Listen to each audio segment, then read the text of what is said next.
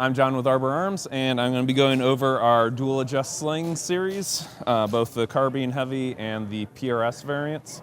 So everybody's familiar, you have two basic adjuster slings. You have closed loop sliders, you got the V-Cast, the Husky Amentum, the MS3, the Egger Sherman, even the Slingster. They're all closed loop sliders, and they're great because there's one point of adjustment, easy slide to loosen and get in and out. Easy slide forward to get tight to your patrolling tightness. But the problem is, once you get there, you can't go any tighter.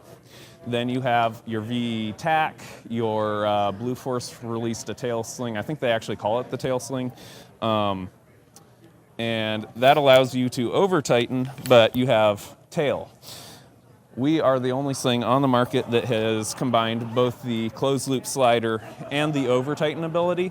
And by doing that, we actually have half as much tail as a traditional tail sling.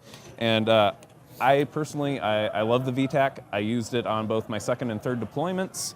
But even in its all the way loose configuration, you still have like 6 inches of tail. So you're reaching around trying to find this to tighten it just to get to like that level. So with this, right here is where you get all four. You loosen and tighten here, you grab right here to tighten there, and you grab and just mash on that cam to loosen. So all four adjustments are in this one location, so it's very fast, very intuitive to do your adjustments from there. So that is the actual dual adjust hardware. Now going into the actual sling, I've been in the industry a little while, and every little nuance that people fuck up just bugs me, and I have to perfect things. We had a customer that didn't back loop their tri-glide, and he had, I don't remember if it was a Noveski or a Daniel Defense, he had something really expensive, and he didn't back loop it, which you were supposed to, and eventually the tri-glide loosened up, and his really expensive rifle fell on the ground, and then he came at us all pissed off about it. A lot of other companies have two tri-glides just to kind of like wave off the liability of it. But then you're losing extra space, it's extra hardware that just doesn't need to be on there. It's really kind of a waste.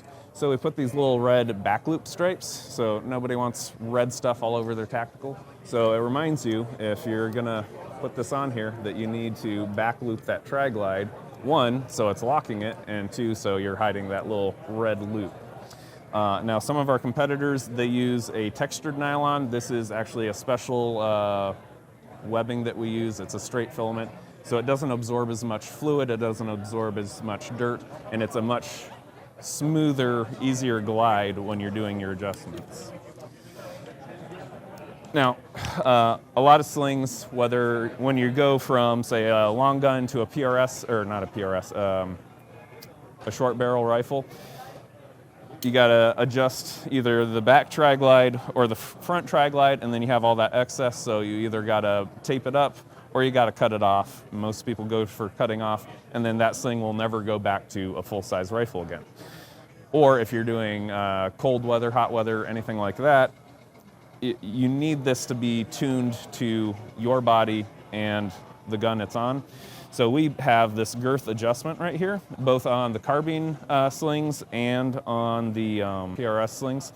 And so all you have to do is slide it to loosen it up, or slide it to tighten it back down. So whether you're adding or removing armor, adding or removing cold gear, going from a short barrel rifle to a full-size rifle, this will allow you to quickly and easily adjust that.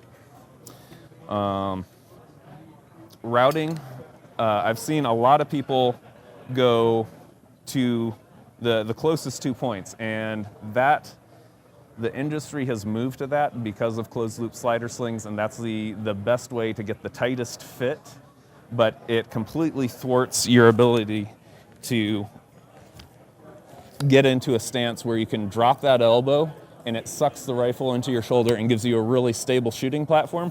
When you're going from here to here, it's really purely for CQB. It gives you something that moves around easily, but you can't get that patrol tightness. So we go from strong side rear to support side front.